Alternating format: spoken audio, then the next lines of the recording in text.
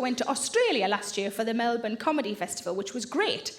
It was great until it came time to coming home, when because of the fucking volcano, got stranded for an extra week, and you find you don't get any sympathy of your friends if you tell them you are stranded for an extra week.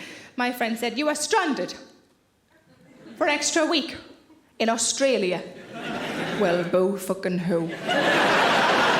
I said, "Yes, but listen to the word that you're using. It's stranded. It's not a good word, is it? You could be stranded on the end of Brad Pitt's cock and you'd want to go home eventually."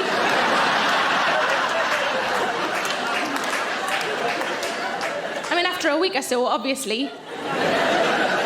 For snacks, if nothing else. I think that explains why his girlfriends are always so skinny. Doesn't provide enough snacks. But while I was in Australia, I got a phone call from the fraud department of my credit card company inquiring why I was spending quite so much on my credit card. She said, "Can I check a couple of transactions with you?" And I said, "Of course you can." The first one was a cash point withdrawal, and I had withdrawn the money, so that was all above board. The second one, she said, "You spent £102 in a place called Holt's." And I went, yeah, that's right. It's a chocolate shop." And she went, £102? And I went, "Yeah, it was for presents." For me. Because it was nowhere near Brad Pitt's cock. But I did get a new nickname while I was out there. I've never had a nickname before. I've been called things, but that's different, isn't it? I think that's bullying. My nickname is the Cake Pigeon. Because whenever I walk past a cake shop, whenever I press myself up against a cake shop, I go, "Ooh."